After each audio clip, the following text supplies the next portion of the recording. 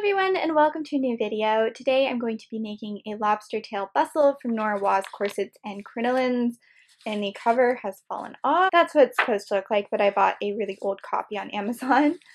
I do have a review for this book along with all the reference books I own, so I will link the blog post with all that information down below. But a short summary of this book is that it is a pattern book and a study on foundation garments from the 1600s and 1500s all the way to the 1920s. I've made a lot of stays and corsets based on patterns from this book, and today I'm taking on one of these skirt foundations, which is a lobster tail bustle. And it's called a lobster tail bustle because it kind of resembles a lobster tail. These were worn under skirts in the 1880s, and since I have a project from the 1880s planned, I need to make one. So I've already kind of drafted the pattern. Even though this is a pattern book, the patterns look like this. They don't come pre-scaled up for you. They don't have a tissue paper pattern that you can just cut out. You have to use the scale listed below to figure out the measurements in inches of all the pieces. Then you have to mark and plot all of that out yourself. So I've done the two main pieces. I haven't done the front piece or the waistband. It's been kind of tricky because I've had to make it longer and wider since my waist is bigger and I'm likely taller than the original wearer of this piece. And I haven't been able to get my boning channels to have the same orientation as hers, even though I've tried to follow the measurements pretty closely. And I think part of that is because I'm making the measurements farther apart because my skirt's longer, and it's just all kind of confusing. There are also these dart things, which I think are darts. They look like darts up here, but there's no mention of how wide those darts are or if they're darts at all. So I've drafted some darts and hopefully it'll give me the shape I need, but it's kind of a mystery right now. I'm going to go ahead and cut out the front panel as well and then try and scrounge up some fabric to use for this and start putting it together, because I'm really curious to see if this pattern will work the way I've done it. That's one of the frustrating things about this book, is that there isn't any construction information, so you just kind of have to make it up. And it can be difficult to make up construction information when you haven't made up the pattern, because you don't have a good idea in your head of how it's going to go together. Or at least I don't for this particular piece. So we'll see how it goes. It should be entertaining, and I'm looking forward to sharing it with you. I've made some progress. I got all the pieces cut out except for the waistband, which I haven't drafted yet, but I don't think I'm going to need it today, so it should be fine. And I also marked the boning channels onto the back panels. And this fabric was thin enough that I could just trace the channels drawn on my pattern through the fabric and onto the wrong side of it with a pencil. So that's what I did, and now I'm going to sew the two back panels together. And I'm also going to top stitch the front edge of the front panels down. I've just turned it in once with my iron and then turned it in again and pinned it in place so there aren't any raw edges visible. And once those pieces are sewn together, I will have to cut out the boning channels and get them sewn on. And I'm going to be using a cotton sateen in this bubblegum pink color for the boning channels, as well as for a ruffle across the hem. So I guess I'm going to get to pinning and sewing and making some bobbles. I just finished marking the boning casing onto the cotton sateen, and I'm cutting these on the straight grain so they won't warp and stretch over time, and thus change the shape of the bustle. When you cut on the bias, the fabric's going to be a lot more prone to stretching, and the pressure that the boning puts against it can cause it to warp, which isn't ideal. That's why you should be using twill tape or something similar for this step. I just didn't buy any. Now I'm going to sew the boning casing onto the top of this, which is the most difficult part because there are two bones that are going to cross over each other. And while trying to work that out, I'm going to empty out my memory card so I can film some action footage for you guys and edit that into this video. That was definitely a success. I didn't iron the channels super evenly, so the stitching isn't super even, but I managed to accomplish this, and I think it's going to work nicely. The reason it's kind of tricky is because you can't sew over this point, since you want one bone going here and one bone going here, and if you sew the channel all the way across, then it will be closed and you won't be able to get the boning in. So you just have to sew these as angles and leave this portion loose. It's not difficult, but it can be kind of tricky. Even though I pinned it very carefully and I knew what I was doing, once I got to this point I wanted to keep sewing straight instead of doing the angles. So it's done. I also sewed the darts, and now I can kind of see it start coming together, even though I'm not even sure if there are supposed to be darts there because the pattern's a bit confusing. Now I'm going to go ahead and cut out the rest of the strips for boning casing, iron them, pin them on, and sew them, and hopefully I'll be able to film a little montage of me doing that to include here.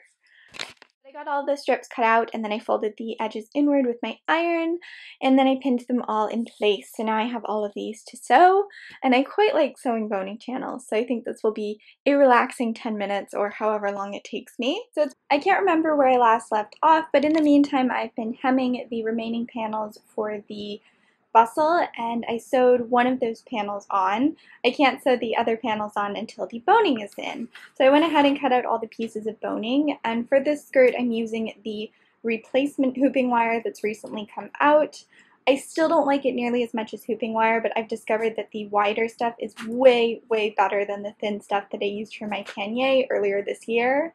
I haven't been able to find a seller in the US that sells this stuff for a reasonable price.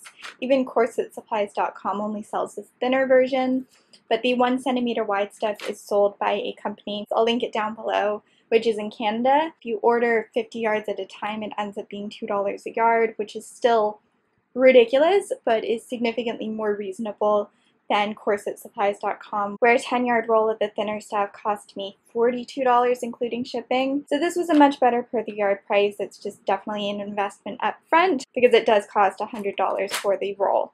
So that's what I'm going to be using for this. I got all the pieces cut to the right length and then I tipped them with fabric tape so they won't poke through the channels. Also, after cutting them straight, I just chopped the corners off with my tin snip so they're a little bit less prone to poking through the material.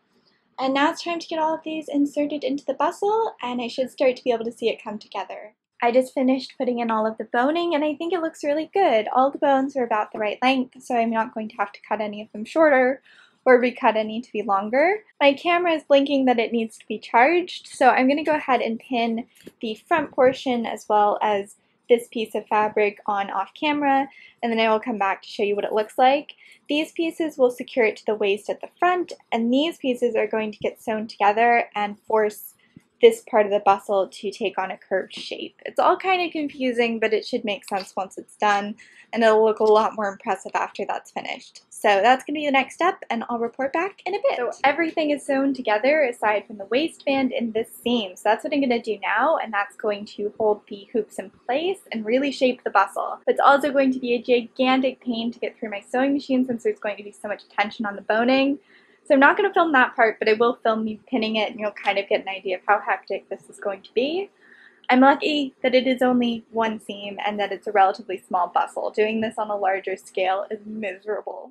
So here is what I'm left with. It looks a lot more like a bustle, and I just kind of tried it on, and I'm really happy with the shape of it. I think it's got a good amount of volume, especially right there. It just sits really nicely, and I think it's turned out pretty well.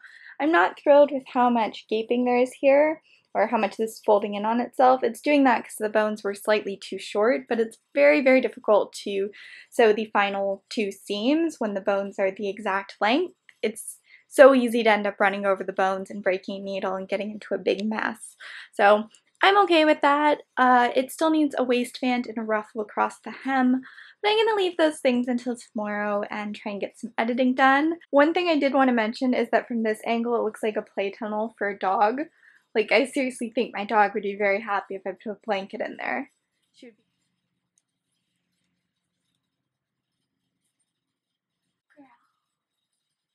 Look at that! It's multifunctional!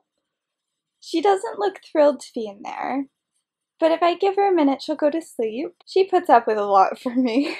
See, from this angle, it looks like a lobster tail style bustle. And from this angle, it looks like a dog bed.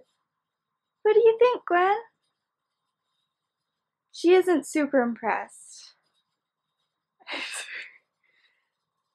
You're so sweet. You're so sweet and patient. It's a new day, and my first task of the morning was cutting out the waistband. Then I backed the waistband with interfacing and sewed one edge on with a 1/2 inch seam allowance. And I just pinned the other edge to the interior, and now I'm going to stitch across this by hand so there isn't any visible top stitching. Then I'm going to sew eyelets into the front, one right here and one right here, which will serve as a closure.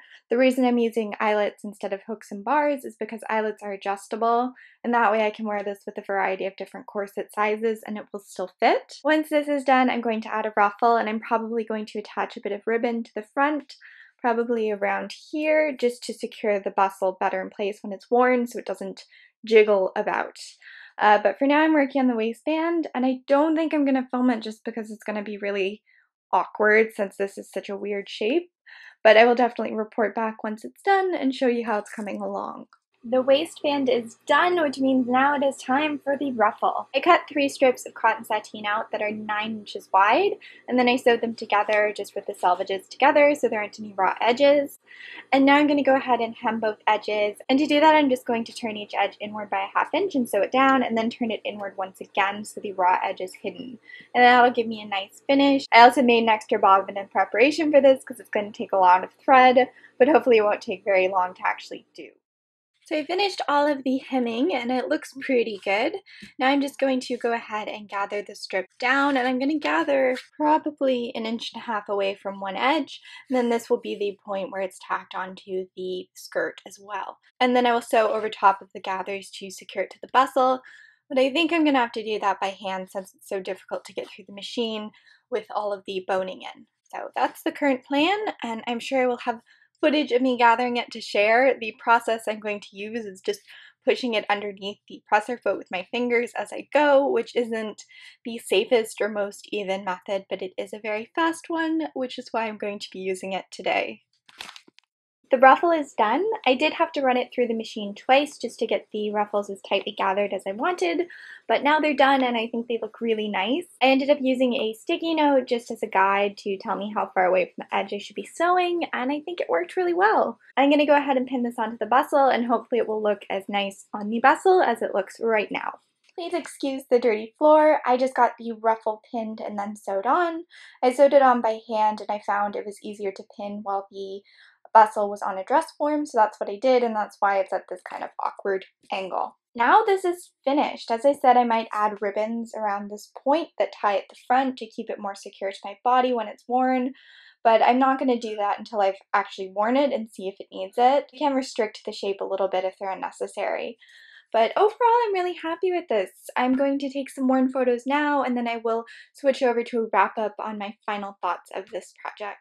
And that's everything! I'm very happy with how it fits when worn. I was a little bit concerned that the front might gape or bunch up around the waist, but it fits really nicely, and I think the length of it in silhouette is just awesome. I really couldn't be happier with how this turned out. This is a garment that just makes me happy looking at it. I love the pink cotton that I used as a base, as well as the cotton sateen ruffle around the hem. I'm also a lot happier with the hooping steel that I used on this than the steel I used in my pannier.